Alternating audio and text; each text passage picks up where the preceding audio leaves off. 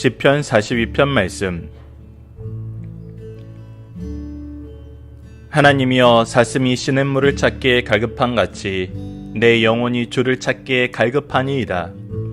내 영혼이 하나님 곧 살아계신 하나님을 갈망하나니 내가 어느 때에 나아가서 하나님의 얼굴을 배울까? 사람들이 종일 내게 하는 말이 내 하나님이 어디 있느냐 하오니 내 눈물이 주야로 내 음식이 되었도다.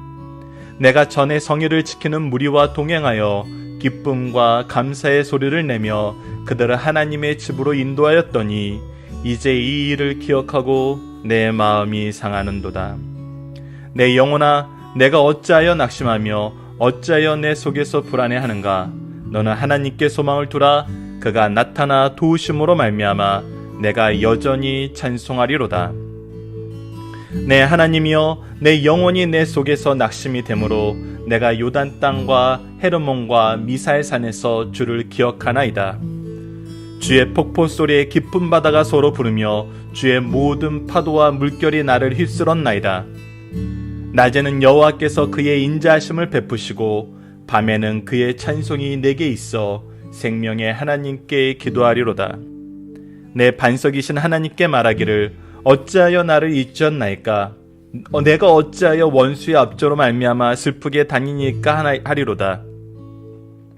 내 뼈를 찌르는 칼같이 내 대적이 나를 비방하여 늘 내게 말하기를 내 하나님이 어디 있느냐 하도다. 내 영혼아, 내가 어찌하여 낙심하며 어찌하여 내 속에서 불안해하는가? 너는 하나님께 소망을 두라. 나는 그가 나타나 도우심으로 말미암아 내 하나님을 여전히 찬송하리로다. 아멘. 안녕하세요. 승리한상 가족 여러분, 그리고 강성성경연구원 여러분, 오늘은 시편 42편 말씀입니다. 시편 42편 말씀은 여러분 지금 이렇게 녹색으로 나타나는 이 42편의 구조를 보시면 알겠지만 애통과 소망, 애통과 소망, 애통과 소망이 반복적으로 나타나고 있습니다. 이것은 무엇이냐면 우리가 이 세상을 살면서 실제로 슬픔과 이 애통하는 일이 우리에게 없을 수 없다는 것입니다. 그렇지만 우리가 여기서 좀 더 주의 깊게 봐야 되는 것은 우리가 어떠한 것 때문에 애통하냐는 겁니다. 우리가 애통하는 제목이 무엇일까요? 우리가 정말 이 세상을 살면서 심각하게 고민하고 심각하게 위기를 느끼는 그 상황은 어떤 상황일까요? 때로는 우리의 건강이 무너졌을 때, 때로는 우리가 직장을 잃었을 때, 때로는 우리의 가정이 흔들릴 때, 때로는 내 친구들이 나를 배반하고 내 이웃들이 나를 외면할 때,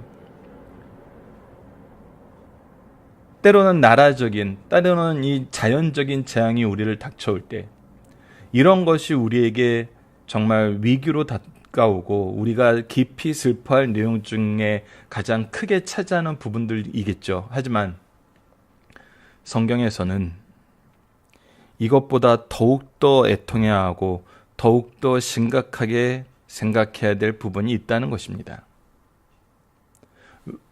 그것은 바로 미리 말씀드린다면 우리가 하나님께 나아가는, 즉 우리와 하나님과의 만남이, 우리와 하나님과의 교제가 약속되어 있는 이 예배로 우리가 나아갈 수 있냐는 것입니다. 우리가 예배로 나아가지 못하는 건 크게 두 가지가 있습니다. 첫 번째는 정말 여건이 안 될 때입니다. 내가 사는 삶의 환경이 너무나 척박하고 어려워서 주일날, 더군다나 대한민국에서는 주일이 쉬는 날임에도 불구하고 주일날 일터로 나가야 되고 나를 부르는 사람들에게 끌려 나가야 되고 정말 어려운 상황이 우리에게 닥치고 있다는 것이죠. 그러할 때 우리가 주의 전에 나아가지 못함을 애통할 수 있습니다. 두 번째는 우리가 나태하여서, 교만하여서 주일에 대한 의미, 하나님과의 교제에 대한 의미, 예배에 대한 의미, 이것이 내 자의적인 해석 안에서 항상 변동 가능할 때 우리는 하나님께 나아가지 못하게 됩니다. 자, 그렇다면 왜 성경은 하나님께 나아가지 못하는 삶이 우리가 생각하는 가장 위험한 삶이고 가장 주의해야 되고 애통해야 되는 주제인지를 우리에게 오늘 말씀을 통해서 보여주고 있습니다. 우리가 그 내용을 보고 우리 삶의 기준이 왜 주일과 예배와 연결이 되는지 다시 한번 말씀을 통해서 확인하는 시간을 갖도록 하겠습니다. 자, 1절에서 4절을 봅시다. 하나님이여 사슴이 시냇물을 찾게 갈급한 같이 내 영혼이 주를 찾게 갈급하니이다.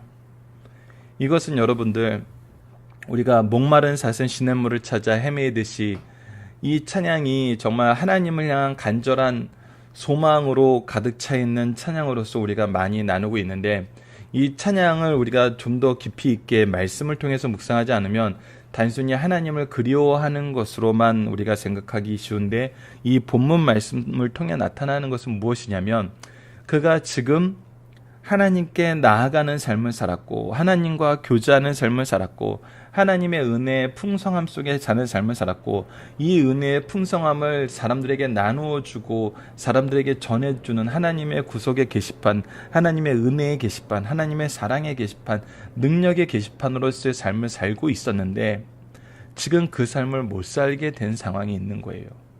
너무나 어려운 상황에 처하게 된 거죠. 내 영혼이 하나님 곧 살아계신 하나님을 갈망하나니 내가 어느 때에 나아가서 하나님의 얼굴을 배울까? 이것은 무엇입니까? 내 영혼이 하나님을 찾고 있는데 그 하나님이 나에게 응답해 주지 않는다는 그런 의미가 아니라, 내가 하나님께 예배드리는 삶을 살았는데 지금 예배의 처소에 하나님께서 나에게 주신 예배의 처소에 나아가지 못함을 얘기하고 있거든요. 이것은 여러 가지 이유가 있습니다. 특히 다윗의 예를 보면은 그가 자기 아들의 반란 때문에 예루살렘에서 급히 피난을 가고 제사장들이 성궤를 들고 다윗을 따라오려고 하지만 다윗은 성궤가 있어야 될 곳은 하나님께서 정하신 성막이고 하나님께서 나를 불쌍히 여기셔서 이곳으로 다시 돌아오게 하시리라고 소망하며 기도하는 내용을 우리가 사무엘서를 통해서 확인할 수 있었어요. 그렇다면 지금 이 내용은 무엇이냐면, 나는 다시 하나님의 전에 나아가고 싶다는 거예요. 나는 다시 하나님이 정해주신 그 시간과 장소 속에서 하나님의 부르심의 인끌림을 받아서 드리는 그 예배의 충만함 속에, 하나님과의 교제의 충만함 속에, 성도의 교제의 충만함 속에 다시 나아가서 주의 얼굴을 뵙고 싶다는 거거든요. 그 내용을 구체적으로 설명해 주는 것이 3절과 4절입니다. 사람들이 종일 내게 하는 말이 내 하나님이 어디 있느냐 하니 내 눈물이 주야로 내 음식이 되었도다. 사람들은 내가 하나님께 예배드리지 못하는 모습을 가지고 내가 더 이상 주님 앞에 나아가지 못하는 모습을 보고 오히려 하나님이 있다면 너를 이렇게 대하셨을까? 하나님이 너를 아끼신다면 너가 이렇게 슬퍼하는 상황에 놓이게 했을까? 더 나아가서는 야, 하나님이 어떻게 자신에게 예배드리길 기뻐하고 자신을 만나길 기뻐하는 사람을 이렇게 환난 가운데 놓을 수 있어? 하나님이 살아계시는 거 맞아? 하나님이 정말 능력 있으신 거 맞아? 이렇게 얘기할 수 있다는 것이죠. 그때 우리의 모습이 얼마나 슬프냐는 겁니다. 우리가 그때 이미 우리는 하나님의 백성으로 하나님의 구원의 게시판으로 하나님의 은혜와 역사가 얼마나 우리를 지키시고 계시고 인도하고 계시는지를 경험했어요. 그래서 우리의 모든 소망은 우리가 어디에 두고 있어요? 하나님께 두고 있어요. 이런 사람은 이런 말을 들었을 때 의심하는 것이 아니에요. 야, 정말 하나님 살아계신 거 맞아? 내가 정말 이렇게 사는 거 맞아? 내가 정말 세상 사람들 다 이거 미련한 방법이라 그런데 내가 이렇게 하나님 중심된 삶을 사는 게 맞아? 예배 중심된 삶을 사는 게 맞아? 하나님의 복음을 위해 헌신하는 게 맞아? 나도 내 가족 챙겨야지, 내 자식 챙겨야지, 나도 내 삶을 이끌어 나가야지, 최소한 그것은 보장돼야 되는 거 아니야? 이렇게 의심을 하는 것이 아니라 어떻게 한다고요? 내 눈물이 주야로 내 음식이 된다는 거예요. 이것은 여러분들 내가 슬픔에만 쌓여서 눈물을 흘린다는 의미가 아닙니다. 내가 정말 억울해서 눈물을 흘린다는 의미가 아니에요. 하나님의 능력의 통로가 되었던 사람들은 항상 무엇합니까? 그 은혜를 전하는 사람이 돼요. 그 복음을 전하는 사람이 되는 거예요. 내 눈물이 주야로 내 음식이 되었다는 것은 나를 통해서 하나님의 복음이 선언되고 확인되는 삶을 보여주는 것이 아니라 오히려 의심하고 오히려 하나님을 욕하는 삶에 계기가 되었다는 것이 내가 항상 슬퍼하고 괴로워하는 것이거든요. 그래서 이것에서 속히 벗어나게 해달라고 우리는 기도하게 되죠. 계속 4절을 봅시다. 내가 전에 성일을 지키는 무리와 뭐를 지켜요? 성일. 하나님께서 정해주신 그 날. 기쁨과 감사의 소리를 내어 그들을 하나님의 집으로 인도하였더니 하나님이 정해주신 장소. 시간과 장소. 기쁨과 감사의 소리는 무엇입니까? 정한 마음. 즉 정한 시간, 정한 마음, 정한 장소. 이것이 바로 하나님께서 우리를 이끄실 때, 하나님의 전으로 초청하실 때 우리에게 주시는 마음이고 우리에게 지키고라고 얘기하셨던 그거거든요.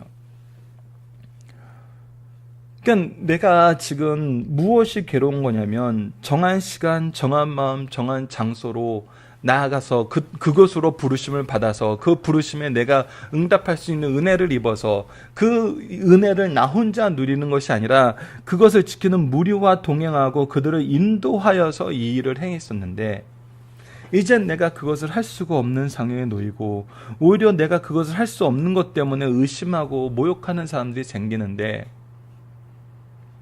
주여 속히 이 일을 회복시켜 주십시오 라고 기도할 수밖에 없다는 것입니다. 이 일을 회복시켜 주시옵소서. 내 마음이 상한다는 것은 무엇이에요? 내가 억울한 상태에 놓이는 걸로 끝나는 것이 아니에요. 이 상한 마음에, 애통하는 마음에 회복을 요청하는 것이죠. 회복을 요청한다는 것은 무엇을 요청하는 거예요? 예배의 회복, 주님과의 교제의 회복을 요청하는 거예요. 여러분들 성도에게 가장 심각한 위기는, 우리가 뉴스를 통해서 이제 정치, 특히 한국인들은 정치에 굉장히 관심이 많기 때문에 정치적인 상황을 우리가 고려해서 보면은 무엇을 볼 수 있습니까? 어떤 일이 발생할 때는 그 일을 얼마나 진지하게 대해야 되는지 각각의 프로세스가 있어요. 그래서 뭐 우리가 데프콘 1, 2, 3 이렇게 레벨을 나누는 것이 있고, 어떤 사건에서 대처하는 매뉴얼이 있고, 그 매뉴얼별로 우리가 준비해야 되는 내용들이 잘 정리가 되어 있는 것을 볼 수 있어요. 사실 우리 인생에 정말 질병의 고난이 오고, 정말 진로의 고민이 오고, 가정의 고민이 오고, 이 모든 고민이 오는 것보다 우리가 더 심각하게 생각해야 되는 것은 무엇이냐면, 하나님과의 교제인 바로 이 예배의 모습이 우리 삶에서 사라져가고 있을 때 우리는 정말 애통하는 마음으로 주야로 눈물을 흘리면서 기도해야 되는 때인 거거든요. 성도들이 점점 하나님의 법보다 세상에 가까워지는 것을 우리가 어디서 발견하게 되냐면, 바로 이 예배를 대하는 태도, 주의를 지키는 모습, 그 기준이 하나님의 말씀인지 하나님의 뜻인지 아니면 내 자의적인 해석인지, 이것을 보면은 분명하게 드러나요. 이것에 대한 내 자의적인 해석으로 모든 것이 이루어지는 때가 오면은 우리는 정말 죄를 뒤집어 쓰고 옷을 찢고 애통해야 될 때가 왔다는 것입니다.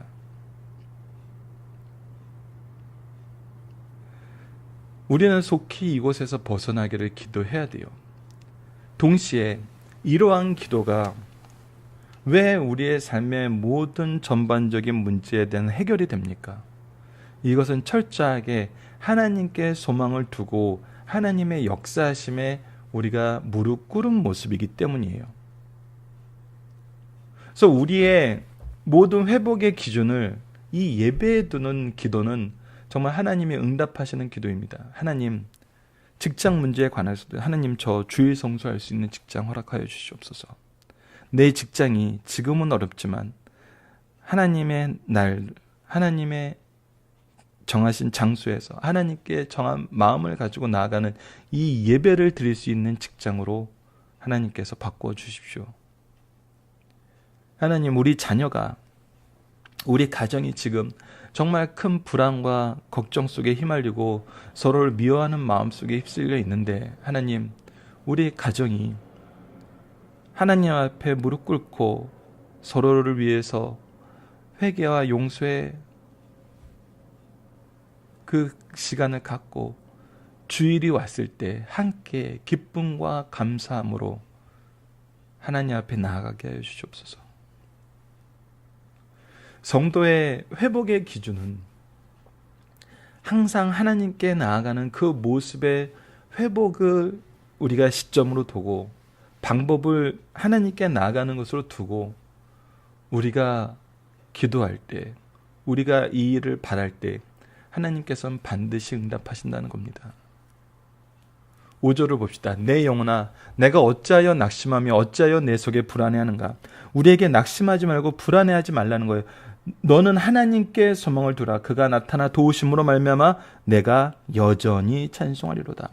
이 4절 말씀에 내가 나아갔던 이 찬송의 마음, 하나님께 나아갔던 그 모습이 지금 현재 내가 갖지 못함이 너무나 슬프고 애통하는데, 우리로 하여금 뭐하게 하겠다고요? 여전히 찬송하게 하겠다고요.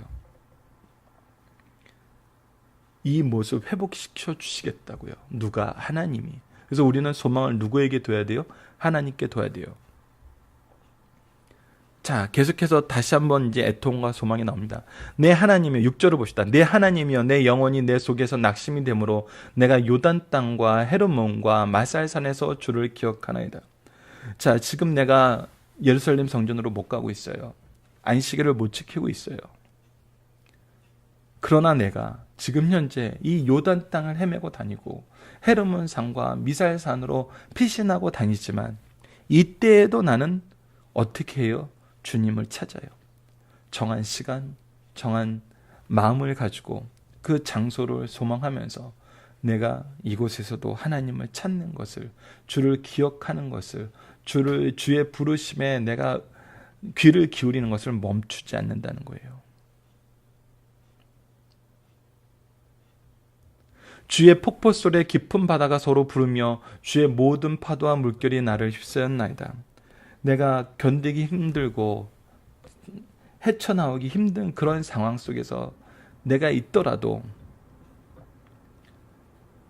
나는 무엇을 한다? 8절입니다. 낮에는 여호와께서 그의 인자하심을 베푸시고 밤에는 그의 찬송이 내게 있어 생명의 하나님께 기도하리로다. 내가 결국 그 안에서도 이러한 애통한 가운데서도 경험하는 건 뭐예요?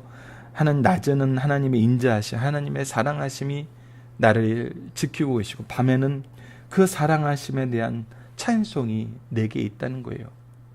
그래서 나의 생명을 지키시는 생명의 하나님께 기도하는 삶을 살게 된다는 것입니다. 다시 애통과 소망이 반복되나요? 내 반석이신 하나님께 말하기를 어찌하여 나를 잊으셨나이까? 내가 어찌하여 원수의 앞조로 말미암아 슬프게 다니니까 하리로다. 보십시오. 내가 원하는 것은 뭐냐면, 내가 원하는 것은 변하지 않아요. 하나님께 나아가는 거예요. 하나님께 나아가는 거예요. 근데 내가 하나님께 나아가는 것을 막는 사람이 누구들이에요? 바로 원수들의 압제예요. 나를 하나님께서 이 원수들의 압제에서 내버려 두시겠습니까? 내가 어찌하여 이곳에서 계속 하나님을 향한 부르짖음과 찬송의 소리를 간구하는데 이것을 나에게 허락하지 않으시나요? 현대에 사는 정말 40, 50대 부모들이, 신실한 부모들이 정말 이런 일을 겪을 때가 너무 많거든요. 나는 나의 가족들과 함께 예배로 나아가고 싶고, 예배를 통해서 얻는 그 은혜의 충만함을 내 자녀들에게 교회에서 예배드리고 교제 나누면서 함께 애찬하면서 이 삶의 풍요로움, 또 교회 안에서 같은 성도들의 모임 속에서, 믿는 사람들의 모임 속에서 우리 자녀를 양육하고 싶은데, 나는 어쩔 수 없이 직장 때문에 세상이 나를 용납하지 않는 그 가불관계 때문에 나가서 일할 수밖에 없고, 내 가족들도 나의 부재로 인해서 정말 교회에 가까이 하지 못하고 정말 잘 어울리지 못하는 그런 상황에 놓이게 될 때 우리가 얼마나 슬프고 애통하게 됩니까? 10절을 보시다. 내 뼈를 찌르는 칼같이 내 대적이 나를 비방하며 늘 내게 말하기를 내 하나님이 어디 있느냐 하도다. 내 하나님이 어디 있느냐 하도다 하는 이 말이 정말 나를 공격하는 말로 끝나면 정말 그나마 참을 만한데,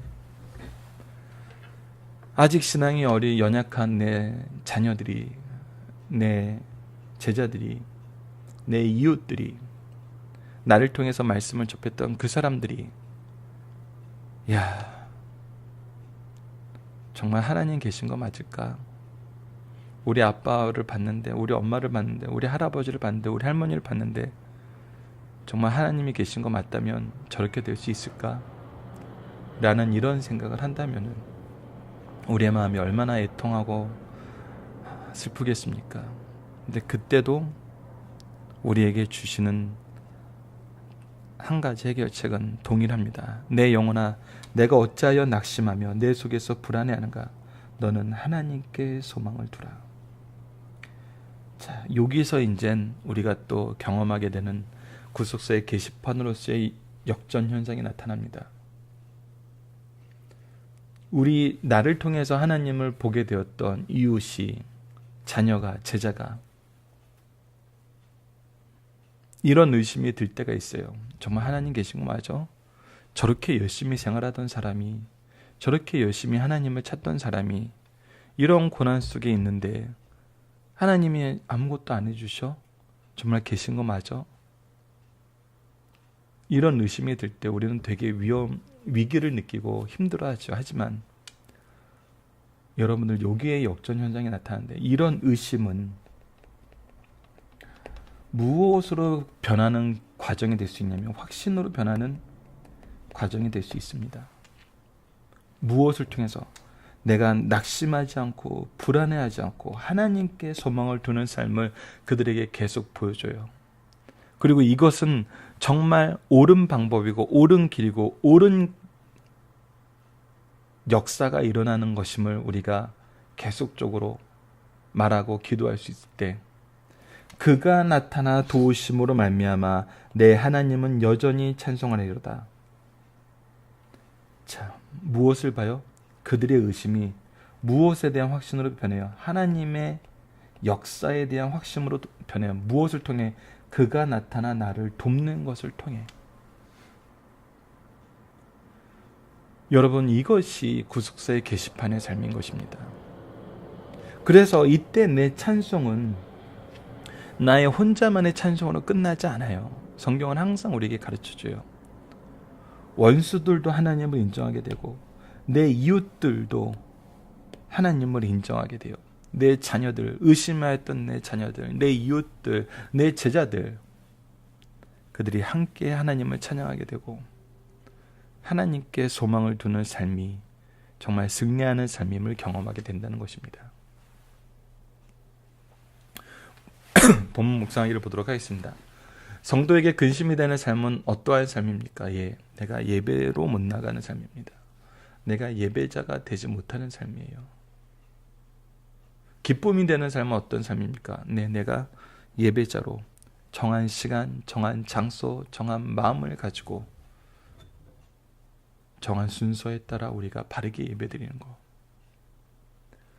자, 2번, 우리가 절망 속에서도 낙심과 불안에 패배하지 않는 이유는 무엇입니까? 계속 우리가 애통과 소망이 반복되는 바로 그 말씀들입니다.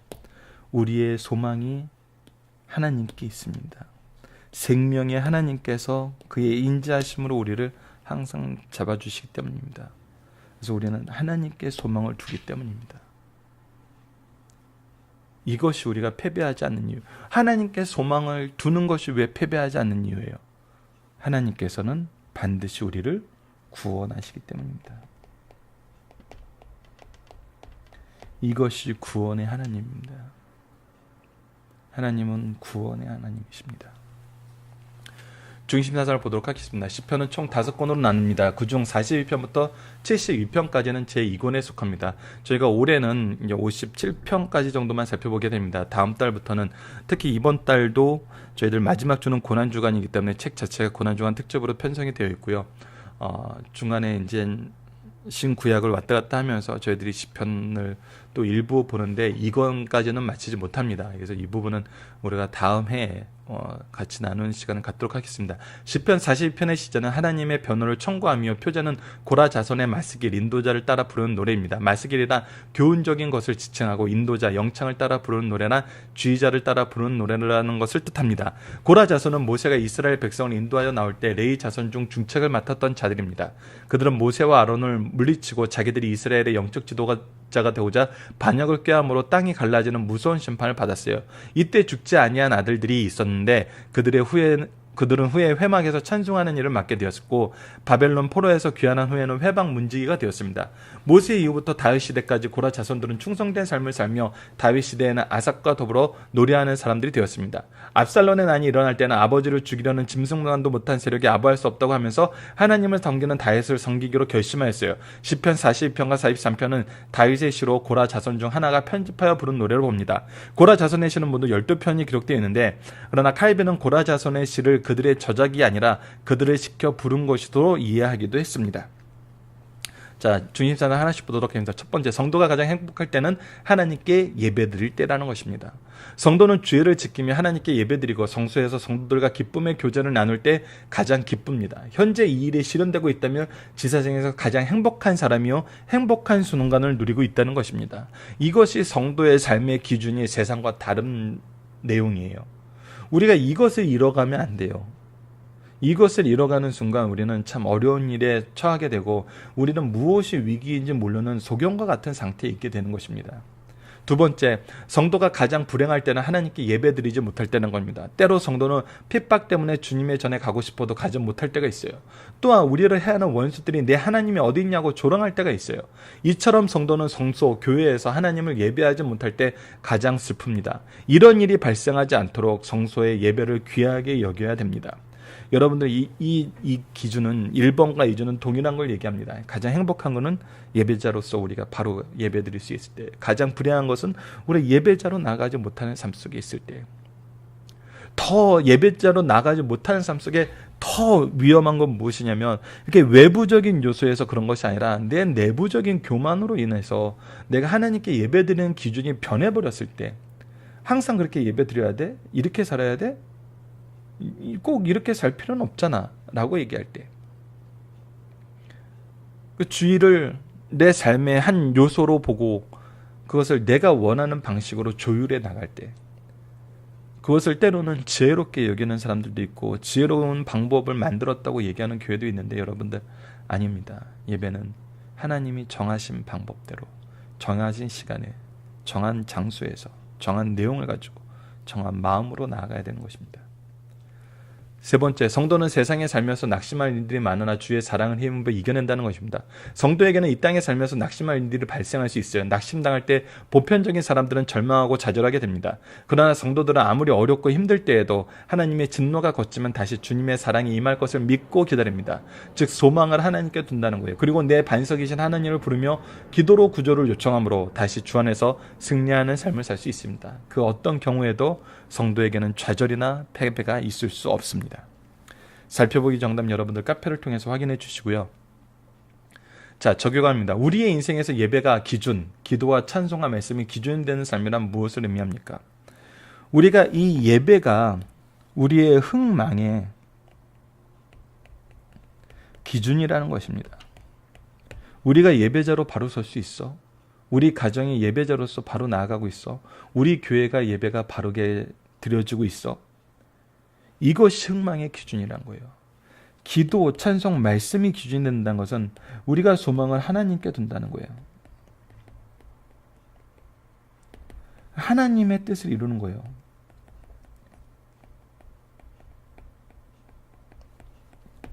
이것이 성도의 삶이거든요. 이게 천국 백성의 삶이에요.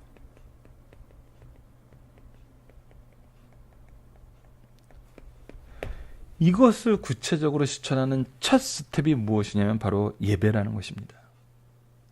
그래서 우리가 예배 중심, 말씀 중심이란 것이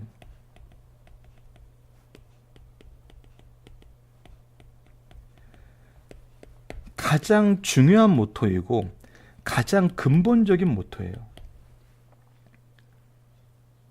그래서 이것이 이루어지고 나면 나머지는 자연스럽게 확장되면서 회복이 돼요. 이것을 회복시키기 위해 노력하면은 더 빨리 하나님께서 응답해 주세요. 근데 이것은 나중이에요. 이것이 나중이 돼버리면 안 돼요. 항상 이것이 먼저 돼야 된다는 것입니다. 이것을 통해 회복되는 삶을 우리에게 보여주세요. 이것을 회복시키기 위해서 회복시켜 주시는 하나님의 역사하심을 우리가 보게 돼요. 여러분, 이거는 성경이 가르쳐주는 방법입니다. 이 방법을 여러분들 정말 불경건한 용어로 가끔 해석되어서 쓰기 힘들지만 시험해 보세요. 테스트해 보세요. 내 삶이 예배를 회복하고 말씀을 회복하기 위해서 하나님께 간구하고 기도하고 내 삶의 모든 모습을 이것을 회복하는 모습으로 재정비했을 때 하나님께서 우리를 회복시켜 주시는지 안 시켜 주시는지 확인해 보십시오. 자, 하나님은 우리가 위기 속에서 어떠한 삶을 살게 하시면 이것을 통해서 무엇을 베푸시나요? 예배의 회복을 위해서.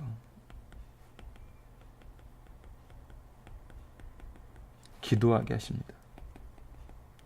그리고 어떻게 하세요? 회복시켜 주세요.